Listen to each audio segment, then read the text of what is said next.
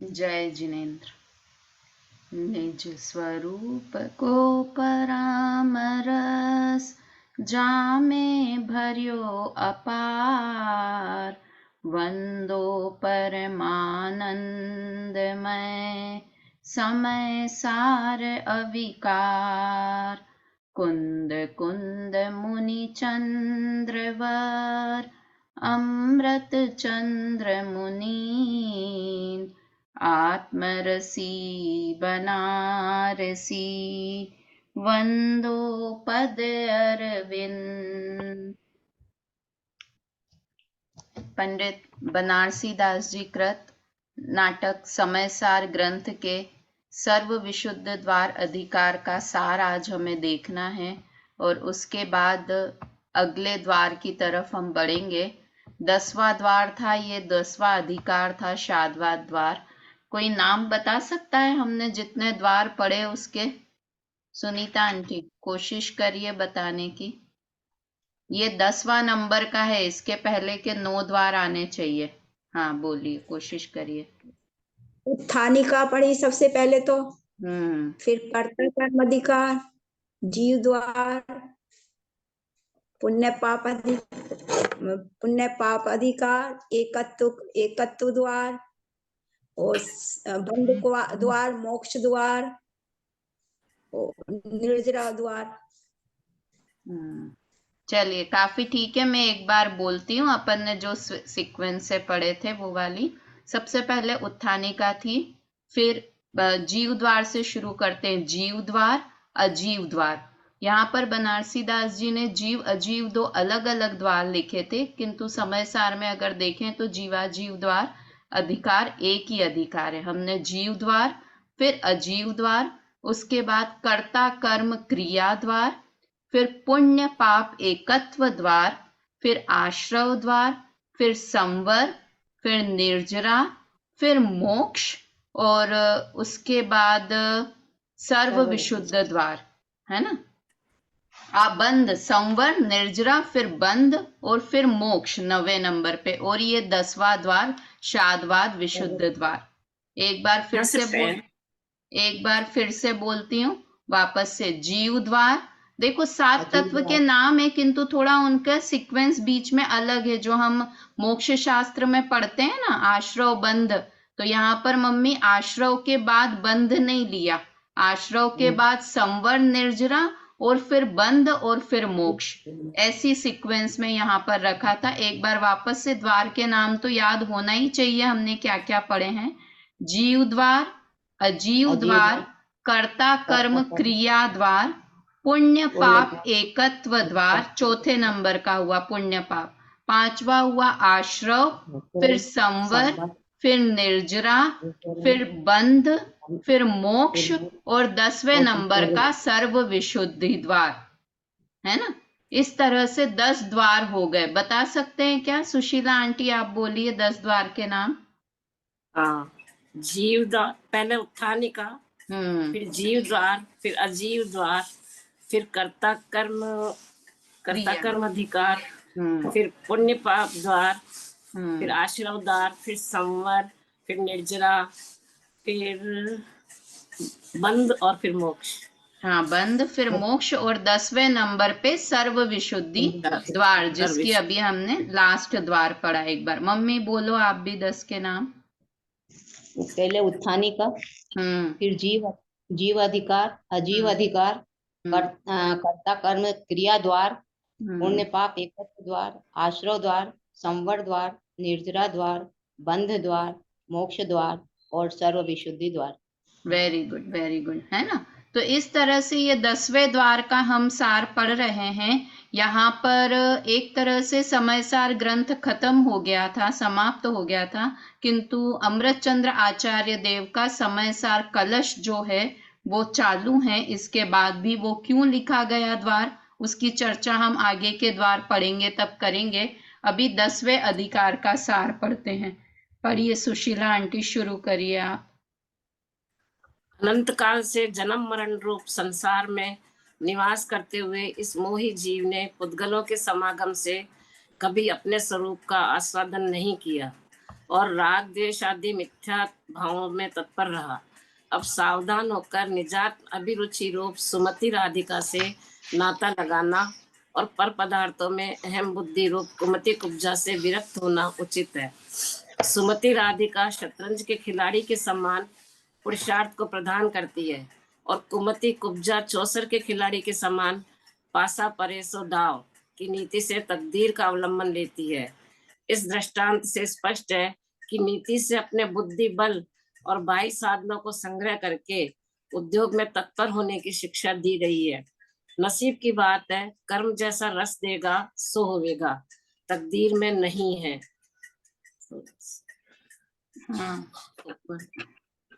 इत्यादि आत्मा नहीं, तकदीर इत्यादि,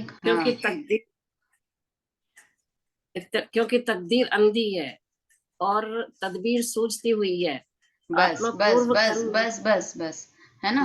देखिए यहाँ पर जो ये हमने कुमति और कुब्जा और राधिका की बात की थी, तो उसमें एक बात की, हम वास्तव में पर का कुछ नहीं कर सकते, इसका नाम ही पुरुषार्थ है ना।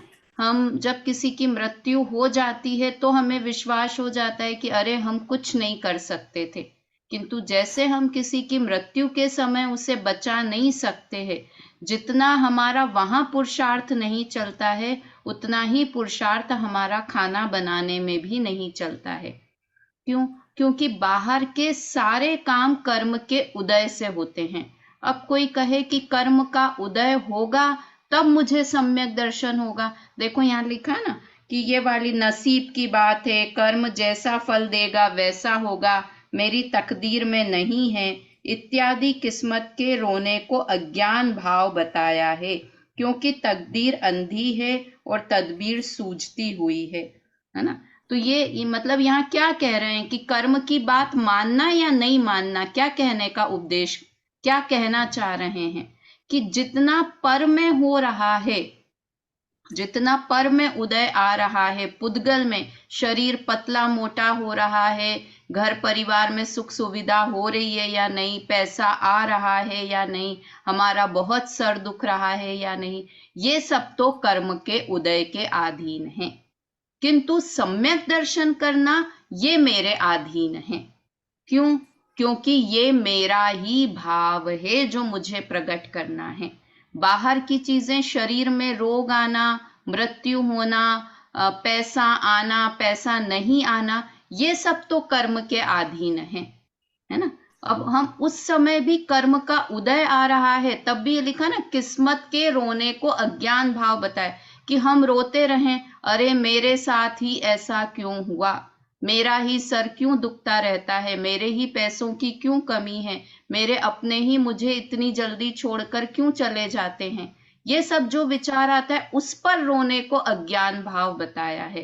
क्यों अज्ञान बीच भाव? में पूछ रही हूँ, में पूछ रही हूँ कि ये कर्म भी तो हमने ही बांधे, कर्म कैसे बंधे थे? अभी कर्म का अपन कुछ नहीं कर सकते, जो कर्म का उदय आ गया उसमें कुछ नहीं कर सकते, तो पहले किसने किया? देखो, पहले किया जो भूत में हो गया, अब उसको हम बदल नहीं सकते। सांप निकल जाए और फिर लाठी मारें तो क्या होगा? कभी भी भूत की बातों पे रोना तो सबसे बड़ा पागलपन है। क्यों? क्योंकि आप कुछ कर ही नहीं सकते हो।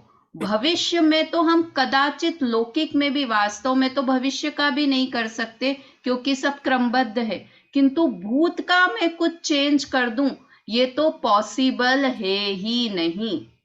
और जो कर्म का उदय आ रहा है वो कैसा आ रहा है? भूतकाल में जो कर्म बांधे थे उसका उदय आ रहा है। इसलिए आते हुए उदय को तो मैं कुछ नहीं कर सकता। अब नया मैं कर्म बंधन नहीं करूं, ये मैं कर सकता हूं। वास्तव में तो जब हम समय सार ग्रंथ में तो ये शैली है कि आगे का कर्म बंधन भी मैं नहीं कर सकता, क्योंकि वो भी सब फिक्स है। किंतु यहाँ तो जो ये भूत में कि हमने ही बांधे थे कर्म और अब तो हमें उदय में आ रहे हैं, तो हम दुखी ही रहेंगे अगर कर्म को अपना मानेंगे, है ना। भाभी, हाँ,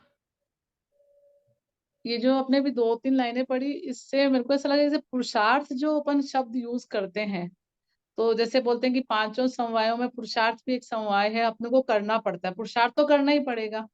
लेकिन इस समय अपन इस बात को ऐसे समझें कि पुरुषार्थ बाहर में तो करना ही नहीं है, उसका तो निषेध ही है, करना है पुरुषार्थ तो अंदर करो, बराबर। बाहर तो फिर कर्म वाला बात आ गया कि कर्म हाँ हाँ अपन हाँ, करना। जो अपन ये वही बता रही ना, मैं सर दुख रहा है, घर में पैसों की कमी है, बच्चे अनुकूल नहीं है, घर बहुत अच्छा है, बहुत गाड़ी है, बहुत सब अनुकूल चीजें हैं, तो ये सब चीजें तो हमारे हाथ में है ही नहीं, क्योंकि ये कर्म का उदय है। अब हम कहें कि हम अपनी आत्मा में कुछ कर सकते हैं, क्योंकि ये सारी चीजें, चलो ये जो बात के थे ये शरीर से रिलेटेड, ये अघातिया कर्म थे। घातिया कर्मों में कि राग द्वेष में कर सकता हूं या नहीं, सुशीला आंटी? राग द्वेष, क्योंकि चारित्र मोहनी कर्म के उदय से राग द्वेष होते हैं। अब वो मैं राग द्वेष का मैं कर सकता हूं कि नहीं कर सकता हूं राग द्वेष? तो यहाँ ये कह रहे हैं कि राग द्वेष हो रहे हैं, उसे जानना ये पुरुषार्थ है ना। मुझे गुस्सा आया, अब गुस्सा आने का समय होगा, कर्म चारित्र मोहनी का उदय होगा तो गुस्सा आएगा। गुस्सा आया, उस समय भी ये जानना कि मैं गुस्से करने वाला नहीं हूं, ये असली पुरुषार्थ है। और जब हम ऐसा मान लेंगे ना कि ये राग हुआ, ये भी मैं नहीं हूं, द्वेष हूं, ये भी मैं नहीं हूं, उसका नाम ही सम्यक पुरुषार्थ है, और वो ही सम्यक दर्शन है। और कोई सम्यक दर्शन अलग चीज थोड़ी है। कोई सम्यक दर्शन होता हो तो कुछ ऐसे बाहर से बिजलियां कड़कती हो, फूल बरसते हो, ऐसा नहीं है। बस ये मान्यता मान ली कि ये बाहर कर्म का उदय जो शरीर में आ रहा है, ये भी मेरा नहीं है, और जो ये मुझे विकारी भाव हो रहे हैं, ये भाव भी मेरे नहीं है, मैं इनको जानने वाला हूं, ये पुरुषार्थ है। हम पुरुषार्थ यही आपने किसको वो समझते हैं? वीररस कुछ करने बताया को था। पुरुषार्थ समझते हैं हम। कुछ करने को, कुछ हाथ से ये पेंसिल यहाँ से उठा के यहाँ रखी, इसको पुरुषार्थ समझते हैं। किंतु पुरुषार्थ का मतलब है ज्ञाता रहना, वो पुरुषार्थ है। हाँ ज्योति जी क्या आप बोल रहे हैं? आपने वीर रस में भी यही बताया था ना, ये पुरुषार्थ करना ही वीर रस है। हाँ हाँ हाँ, बराबर, सही बात। मतलब वास्तव में वीर क्या है? हमको ये लगता है कुछ करेंगे, सम्यक दर्शन का पुरुषार्थ करना है। अब इसको क्या समझते हैं आरती जी हम? सम्यक दर्शन का पुरुषार्थ करना, मैं कहूँ सम्यक दर्शन करना है, तो हम इसमें पुरुषार्थ क्या लेंगे? चलो चलो बहुत सारे ग्रंथों का स्वाध्याय कर लो, तो हम सम्यक दर्शन का पुरुषार्थ कर रहे हैं, हम ऐसा समझते हैं। बहुत अच्छे बड़े बड़े गुरुदेव का प्रवचन सुन लो तो सम्यक दर्शन हो जाएगा, हम इसे पुरुषार्थ समझ रहे हैं। किंतु वास्तविक पुरुषार्थ क्या है? कि जो गुरुदेव के प्रवचन चल रहे हैं, उसमें जो आत्मा बताया है वो आत्मा में हूं, ये जो भाव हो रहे हैं ये भाव में नहीं हूं, ये मानना, ये पुरुषार्थ है। हमको लगता है हम मूवी देखने नहीं गए और शिविर में गए, काश्मीर घूमने नहीं गए और शिखर जी गए, ये हमने पुरुषार्थ कर लिया। ये कोई पुरुषार्थ नहीं है, वो तो कर्म का उदय ऐसा था कि उस समय ऐसे योग होंगे कि आप काश्मीर नहीं जाके शिखर जी जाओगे, इसमें आपका कुछ नहीं था। ये सिर्फ कर्म के। मंदिर जा रहे हैं, किस लिए जा रहे हैं? मंदिर क्यों गए थे अभी सुबह? अति पुण्य उदय मम आया, पुण्य का उदय था इसलिए मंदिर चले गए। तुमने कुछ नहीं किया मंदिर जाने में, क्या बात करते हो? हम तो इतनी कोशिश करते हैं, घर में धाम धूम चलती रहती है और हम मंदिर का पुरुषार्थ करते हैं जाने का। कुछ नहीं, कर्म अंदर एक बैठा हुआ है, वो कर्म की अपने आप आपके कदम मंदिर की तरफ चल पड़ेंगे। इसमें कुछ पुरुषार्थ नहीं है बाहर का कर्म। किंतु मंदिर जाने के काल में भी ये कर्म का उदय है, और कर्म अलग है, मैं अलग हूं, ऐसा मानना वो पुरुषार्थ है। भाभी हमने समय अभी पहले पढ़ा था कि आत्मा कर्म से भी विरक्त है। हाँ आत्मा तो अलग ही है इन सब चीजों से। ये तो कर्मों की वजह से हम कहीं अच्छी जगह जा रहे हैं, कहीं गलत जगह जा रहे हैं। बराबर बाकी आत्मा बराबर। इन सब चीजों से लगती है, जो मुझे समझ में आया। मतलब देखो ये बाहर वाली बात तो रेखा जी है ही, किंतु अंदर की बात की जो ये विकारी भाव हो रहे हैं ना, ये विकारी भाव भी कर्म के कारण हो रहे हैं, कर्म के उदय के कारण। पूजा करने में हमारा मन लग रहा है, किस लिए लग रहा है? चारित्र पुण्य कर्म का उदय है, इसलिए पूजा करने में मन लग रहा है ना? स्वाध्याय सुनने में मन लग रहा है, कुछ भी लग रहा है तो किस लिए लग रहा है? कि हमारे चारित्र मोहनी कर्म का उदय, हमारा बोलने में आता है कर्म का उदय, क्योंकि किसी दूसरे द्वारा बांधा हुआ नहीं है, इसलिए बोलने में आया कि हमारे कर्म का उदय, वास्तव में हमारा नहीं है। तो ये जितनी भी क्रियाएं, हम तो क्या है? कठपुतली हैं, वो ऊपर कर्म दो डोरियां लेकर बैठे हुए हैं। कठपुतली कैसे नाचती है? अपने आप नाचती है कि ऊपर कोई नचाने वाला होता है? तो वैसे ही हमें कर्म ऊपर बैठे हैं, ऊपर बैठे मतलब भगवान तो है ही नहीं, भगवान हमें नचा रहे हैं ऐसा नहीं है, किंतु कर्म ऊपर डोरी लेकर बैठा हुआ है, और कर्म ने डोरी ऐसी घुमा दी हमारी तो हम मंदिर चले गए, कर्म ने ऐसी घुमा दी तो हम थिएटर चले गए। क्या किया हमने? कुछ नहीं, कठपुतली है कर्म की। किंतु ये कठपुतली अलग है और ये चलाने वाला अलग है, और मैं अलग तत्व हूं, ऐसा जानना, इसका नाम पुरुषार्थ है। पुरुषार्थ, हाँ, है ना? मतलब आत्मा इसके ऊपर नहीं आती। हाँ, आत्मा और कर्म का कोई रिलेशन नहीं है, बाहर पुद्गल से तो है ही नहीं, किंतु विकारी भावों के साथ भी कोई रिलेशन नहीं है। तो यह जहाँ राधिका को कहा ना, राधिका पुरुषार्थ है, ज्ञान है, तो वो यही ज्ञान पुरुषार्थ की बात यहाँ पर कहने की कोशिश की थी। चलिए आगे पढ़िए, अगला नंबर आरती जी पढ़िए। आत्मा पूर्व कर्म रूप विष वृक्षों का कर्ता भोक्ता नहीं है। इस प्रकार का विचार दृढ़ रखने से और शुद्धात्म पद में मस्त रहने से वे कर्म समूह अपने आप नष्ट हो जाते हैं। यदि अंधा मनुष्य लंगड़े मनुष्य को अपने कंधे पर रख ले तो अंधा लंगड़े के ज्ञान और लंगड़ा अंधे के पैरों की सहायता से रास्ता पार कर सकता है, परंतु अंधा अकेला ही रहे और लंगड़ा भी उससे जुदा रहे तो वे दोनों इच्छित क्षेत्र को नहीं पहुंच सकते और न विपत्ति पर विजय पा सकते हैं।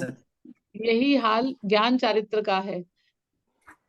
सच पूछो तो ज्ञान के बिना चारित्र नहीं, चारित्र ही नहीं, और चारित्र के बिना ज्ञान ज्ञान ही नहीं, क्योंकि ज्ञान के बिना पदार्थों के स्वरूप को कौन पहचानेगा, और चारित्र के बिना स्वरूप में विश्राम कैसे मिलेगा।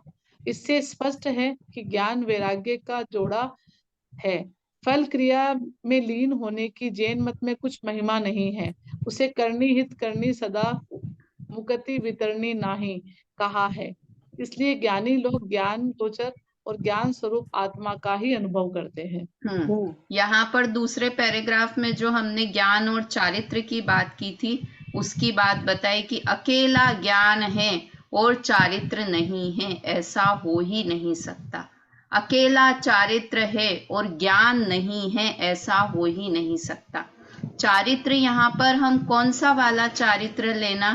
त्याग रूप चारित्र लेना, कि त्याग किया हमने वो चारित्र लेना, कि दोनों चारित्र पे ये चीज घटित हो जाएगी। जैसे हम व्यवहार ज्ञान और चारित्र की बात करें तो हमने ज्ञान किया कि आलू में बहुत जीव हैं, है ना, ये हमने ज्ञान किया, शास्त्रों से अध्ययन किया। और अगर हम आलू खाना नहीं छोड़ें तो उसका मतलब है हमने ज्ञान भी सही नहीं किया था, इसलिए हमारा वो आचरण में आलू खाना नहीं छूटा। समझ में आया? हमने जैसे ही ज्ञान किया, अरे आलू की एक कण पे इतने जीव हैं, तो अपने आप हमारा चारित्र क्या होगा? अरे मुझे आलू नहीं खाना है। तो ज्ञान और चारित्र का जोड़ा है ना। और अगर कोई कहे कि कोई आलू वैसे ही नहीं खाता है, किंतु उसे पता नहीं है कि इसकी, जैसे हम बच्चों को कई बार छुटवा देते हैं ना, बचपन से ही हम जैन है तो आलू नहीं खाना, अब वो आलू नहीं खा रहा है, किंतु उसे पता नहीं है कि वो आलू क्यों नहीं खा रहा है, बस इसलिए नहीं खा रहा है कि मम्मी पापा घर पे लेके नहीं आते हैं, इसलिए। तो क्या होगा कि वो थोड़े समय बाद बड़ा होगा तो आलू खाना शुरू कर देगा। क्यों? क्योंकि उसे ज्ञान नहीं है, इसलिए, है ना। इसलिए ज्ञान सही कब है कि जब वो आचरण में आए। आचरण सही कब है? जब उस आचरण संबंधी ज्ञान हो, है ना। तो ये तो बाहर के ज्ञान और आचरण की बात है, किंतु समय सार में ये वाला ज्ञान आचरण की बात करनी है तो हमें रत्नकरण श्रावकाचार पढ़ना है। यहाँ ज्ञान वैराग्य की क्या बात है कि ज्ञान यानी कि आत्मा का ज्ञान हुआ कि मैं आत्मा हूं, ऐसा ज्ञान हुआ तो अपने आप उसमें स्थिरता रूप चारित्र होगा ही होगा। सम्यक चारित्र किसे कहते हैं? आत्मा में स्थिर होना। जो ये आलू वाला उदाहरण दिया ना, ये तो व्यवहार चारित्र व्यवहार ज्ञान की बात हुई, किंतु वास्तव में क्या हम यहाँ जो हमने ज्ञान और चारित्र, ज्ञान और वैराग्य, वैराग्य मतलब आत्म रमणता, उसे वैराग्य कहते हैं। आत्म स्थिरता, उसे वैराग्य कहते हैं। जब आत्मा में स्थिर होंगे तो अपने आप शादी करने का विचार नहीं आएगा। जब आत्मा में स्थिर होंगे तो अपने आप भोजन करने का विकल्प नहीं आएगा। तो ये सब वैराग्य वैराग्य वैराग्य हो गया, किंतु उसमें अंदर में क्या कर रहा है वो जीव? बाहर में खाना नहीं खा रहा है, बाहर में शादी नहीं कर रहा है, अंदर में क्या कर रहा है कि उस आत्मा में स्थिर होने की प्रैक्टिस कर रहा है, कोशिश कर रहा है। तो जब ज्ञान होगा, वास्तव में ये ज्ञान चारित्र लौकिक बाहर की चीजों पर भी हम सारी चीजों पे लागू कर सकते हैं कि अगर ज्ञान सही होगा तो उस अनुसार आचरण या उस अनुसार स्थिरता, लीनता होगी ही होगी। तो यहाँ पर ये वाली बात हमने सर्व विशुद्ध द्वार ज्ञान सही होगा को थोड़ा और मतलब बताइए ना, बहुत अच्छा लग रहा है सुनना।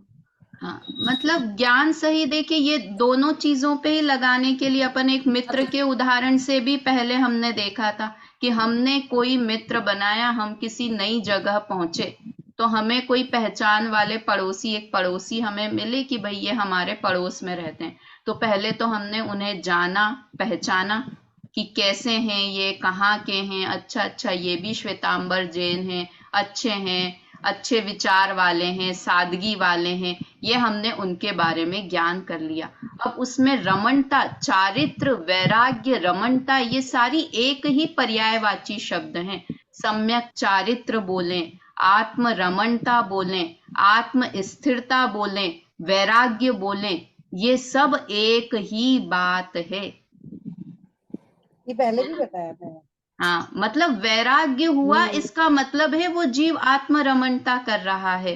आत्म रमणता है, इसका मतलब है वो सम्यक चारित्र कर रहा है। एक ही शब्द है, सारे अलग अलग तरीके से कहे जाते हैं। तो हमने जैसे ही पड़ोसी को देखा ये अच्छे हैं, सादगी वाले हैं, ऐसा ज्ञान हुआ, तो उस ज्ञान के बाद हमने उनके घर आना जाना प्रारंभ किया, उनके घर पर रुकना प्रारंभ किया। रुकना प्रारंभ किया मतलब स्थिरता की, है ना। तो इस तरह ज्ञान होता है, उसके साथ चारित्र होता है, करना नहीं पड़ता है, अपने आप होता है।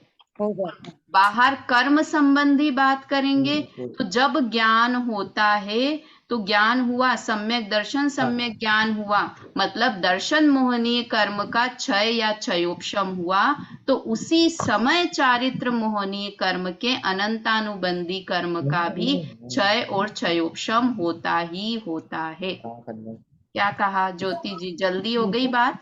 फिर से एक बार, नहीं, है ना। जब दर्शन मोहनीय कर्म का, दर्शन मोहनी के मिथ्यात्व मोहनीय कर्म का जब क्षय या क्षयोपशम हुआ, उसी समय चारित्र मोहनी की अनंतानुबंधी वाली प्रकृति का भी क्षय या क्षयोपशम होता ही होता है।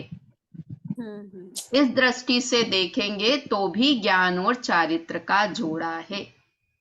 मतलब देखिए हर अनुयोग में कहीं भी ऐसी बात नहीं आएगी कि ज्ञान तो हो गया उसे, किंतु चारित्र करने में टाइम लग रहा है। उतनी स्थिरता आत्मा में उस जीव की होगी ही होगी, है ना। अपन ने तीनों चारों तरीके से देख लिया। एक चरणानुयोग वाली शैली, आलू वाली चीज देख ली, ये कर्म के हिसाब से देख लिया ज्ञान और चारित्र का जोड़ा, और एक जो द्रव्यानुयोग में कि जब ज्ञान सच्चा होगा तो आत्मरमणता होगी ही होगी।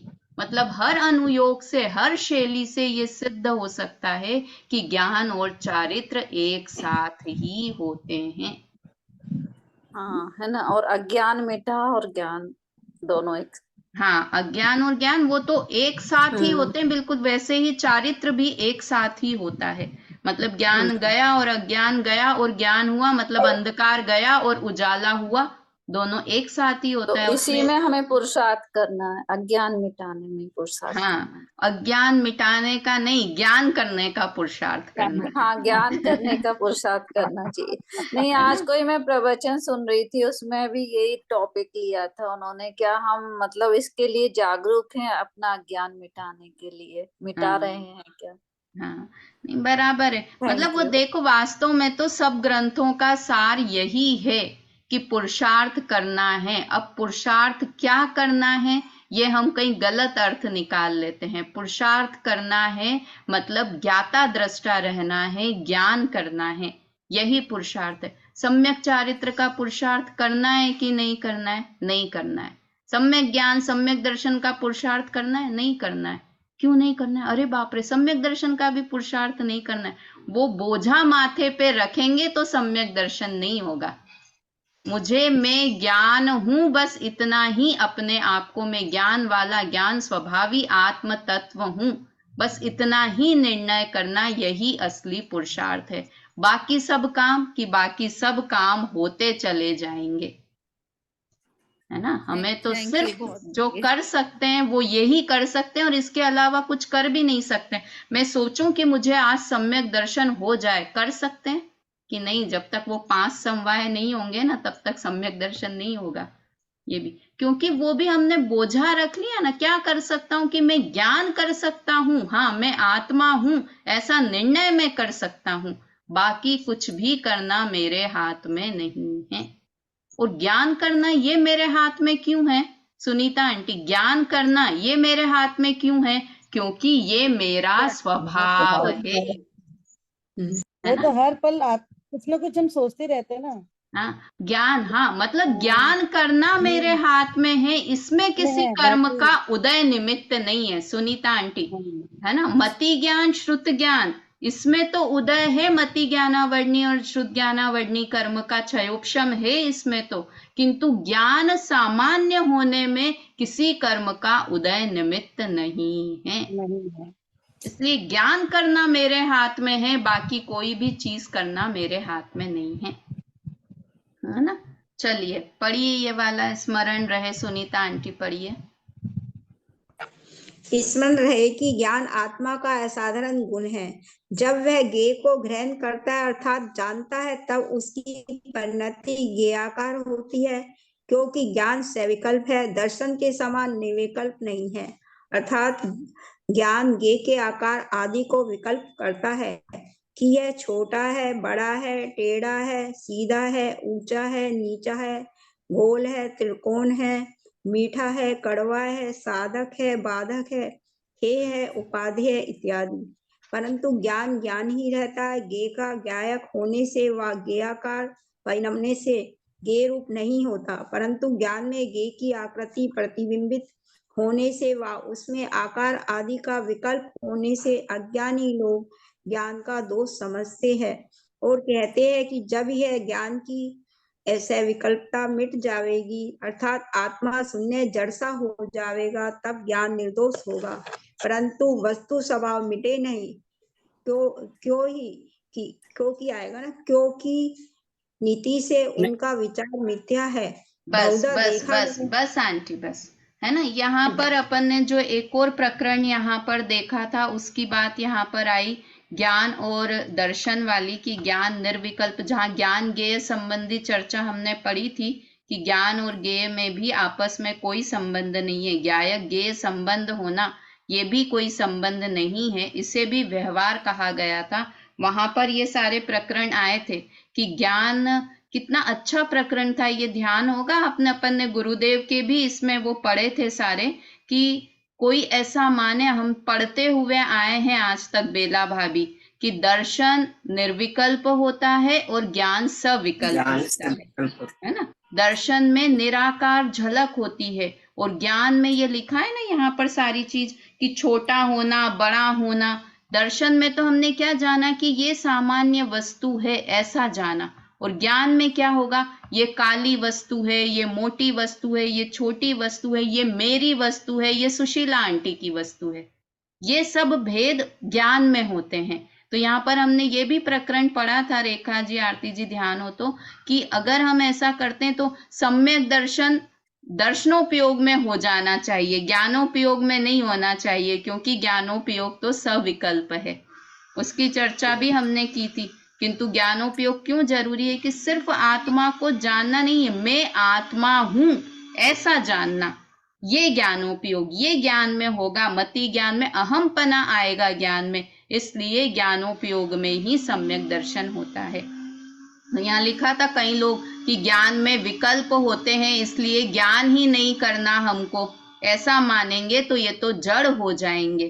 ज्ञान करते हैं तो मुझे बहुत विकल्प होता है, मुझे ज्ञान हो जाए कि अभी बॉम्बे में ब्लास्ट हुआ है तो मुझे दुख होगा, तो इसलिए हम ज्ञान ही नहीं करो, बस जड़ जैसे बैठ जाएं तो मुझे विकल्प नहीं होगा, तो वो बात गलत है, ऐसा यहाँ पर बताया था। मम्मी पढ़ो आगे। बहुधा देखा गया है। तो पहले ज्ञान होएगा या दर्शन? पहले ज्ञान ही होएगा ना? नहीं, पहले दर्शनोपयोग होता है, फिर ज्ञानोपयोग होता है। छद्मस्त के तो वैसे ही होता है कि सामान्य अवलोकन मात्र होता है, उसके बाद ही ज्ञान होता है। तो जो अपन ने वो बात पढ़ी थी ना, वो इसी संदर्भ में कि सम्यक दर्शन ज्ञानोपयोग में होता है या दर्शनोपयोग में, इस तरह की चर्चा अपन ने उस समय पढ़ी थी। हाँ, बहुधा देखा गया है ऐसे मम्मी। बहुधा देखा गया है कि हम कुछ न कुछ चिंतन किया करते हैं, उससे खेद खिन्न हुआ करते हैं और चाहते हैं कि यह चिंतन न हुआ करे। इसके लिए हमारा अनुभव यह है कि चेतयिता चेतन तो चेतता ही रहता है, चेतता था और चेतता रहेगा, उसका चेतना स्वभाव मिट नहीं सकता। ताते वेद करे सठ यूं ही की नीति से भिन्नता प्रतीत होती है। अतः चिंतवन धर्म ध्यान और मंद कषाय रूप होना चाहिए। ऐसा करने से बड़ी शांति मिलती है तथा स्वभाव का स्वाद मिलने से सांसारिक संताप नहीं सता सकते। इसीलिए सदा सावधान रहकर इष्ट वियोग, अनिष्ट संयोग, परिग्रह, संग्रह आदि की अत्यंता गुण करके निर्भय, निराकुल, निगम, निर्भेद आत्मा के अनुभव का अभ्यास करना चाहिए। हाँ, देखो रेखा जी, ये अपने को भी चलता है ना कि ये यहाँ पे लिखा है ना कि मुझे ऐसा विकल्प आता है बहुत ज्यादा, ये खेद खिन्न वाली लाइन देखिए, ये अपने प्रैक्टिकल जीवन में भी हम ऐसा समझते हैं कि नहीं।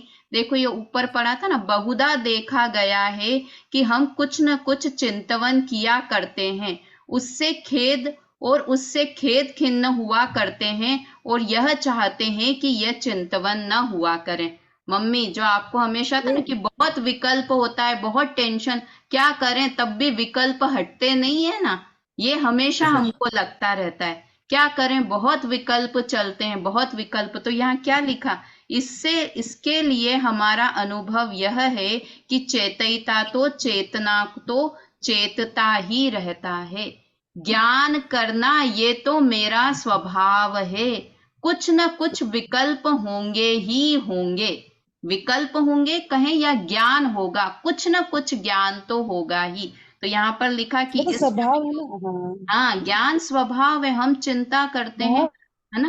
हम ये देखो द्रव्यलिंगी मुनिराज भी क्यों घर छोड़ देते हैं कि घर में रहते हैं तो बहुत विकल्प होते हैं, हम जंगल में चले जाएंगे तो मुझे तेरे मेरे के विकल्प नहीं होंगे। तो क्या होगा बेला जी कि यहाँ पर हम घर परिवार में तेरा मेरा करते थे और सम्यक दर्शन के बिना द्रव्यलिंग धारण कर लिया तो वहां संग में तेरा मेरा करेंगे। ये आचार्य अच्छे हैं, ये साधु अच्छे हैं, ये श्रावक अच्छा है, बहुत अच्छा भोजन देता है, कहीं ना कहीं वहां तेरा मेरा होगा, है ना। तो ये सही तरीका सही नहीं है। है विभाव से बचने का कि हम घर परिवार से बंद होके आंख बंद करके बैठ जाएं। देखो आज सुबह से भी विकल्प आता है, ये क्या करता है, खरगोश क्या करता है, जब कोई शिकार आता है, खरगोश के लिए फेमस है, सबसे इजीली अगर कोई शिकारी किसी को बंदी बना पाता है ना, तो वो खरगोश को बंदी बना लेता है। क्यों बना लेता है? क्योंकि जैसे ही शिकारी आता है, खरगोश अपनी आंख बंद कर लेता है। और दूसरी ओर क्या करता है, सिर्फ आंख ही नहीं बंद करता है, अपने बड़े बड़े कान अपने आंख के ऊपर ऐसे लगा लेता है। डबल सेफ्टी कर ली उसने। क्या डबल सेफ्टी कर ली? आंख भी बंद कर लिए और कान से भी आंख बंद कर ली। अब तो शिकारी नहीं पकड़ेगा उसे, कि आराम से शिकारी आएगा, उठा के उसको ले जाएगा। तो हम क्या करते हैं कि मुझे बहुत विकल्प चल रहे हैं तो आंख बंद करके बैठ जाओ। मम्मी डबल विकल्प चल रहे हैं तो आंख भी बंद कर ली और कमरे का दरवाजा भी बंद कर लिया। अब नीचे जो हो रहा है होते रहने दो। हो गया हमें हो गया सब, मतलब अब विकल्प नहीं आएंगे, ऐसा है। विकल्प रूप आएंगे। शिकारी हमें नहीं पकड़ेगा। अरे पकड़ेगा। क्यों? पकड़ेगा। क्योंकि क्योंकि जड़ विकल्प को तो नहीं छोड़ा, आएंगे ही। उसको हम नहीं छोड़ा। हाँ, हम जड़ थोड़े ही हो जाएंगे, विकल्प तो आएंगे ही। तो अब शिकारी से बचने का उपाय क्या था उस खरगोश को, कि वो जाकर कहीं और छुप जाता, अपन एकांत में जाकर बैठ जाता। मतलब ये तो बाहर की खरगोश की। और हमें विकल्प से बचना है तो क्या करना पड़ेगा, कि अपने सारे ज्ञान को आत्मा में लगाना पड़ेगा। जो ज्ञान मेरा बाहर में घूम रहा है, उस ज्ञान को समेट कर आत्मा में लगाना पड़ेगा, तो हम विकल्प से बच सकते हैं, है ना। हम विकल्प चेंज करते रहते हैं, ये विकल्प नहीं ये विकल्प कर लिया, घर का विकल्प नहीं तो मंदिर का विकल्प कर लिया, टीवी का विकल्प नहीं तो स्वाध्याय का विकल्प कर लिया। तो यहाँ क्या कह रहे हैं कि ये इष्ट वियोग, अनिष्ट संयोग, ये सब विकल्प मात्र हैं। और जो ये अंतिम लाइन है देखो, वो ही है, इसलिए आदि को गौण करके निर्भय, निराकुल, निगम, निर्भेद आत्मा के अनुभव का अभ्यास करना चाहिए, ना। आत्मा का अनुभव करने का प्रयास, अपने उपयोग को बाहर से समेटकर आत्मा में लगाने का पुरुषार्थ करना चाहिए। यही वास्तव में असली पुरुषार्थ है। इस तरह से ये अपना पूरा द्वार समाप्त हुआ, सर्व विशुद्धि द्वार समाप्त यहाँ पर हो गया, किंतु चिंतवन में ये द्वार चलते रहना चाहिए।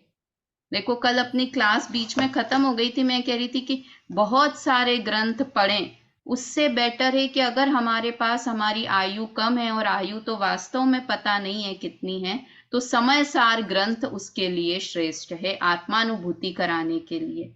समय सार भी पूरा नहीं पढ़ सकते हैं तो सर्व विशुद्ध द्वार तो मक्खन की तरह है, इसमें सारे अधिकारों का सार भी आ गया, और बिल्कुल एकदम जहां ज्ञान ज्ञेय को भी विकल्प बता दिया, ऐसा द्वार ये सर्व विशुद्ध द्वार है।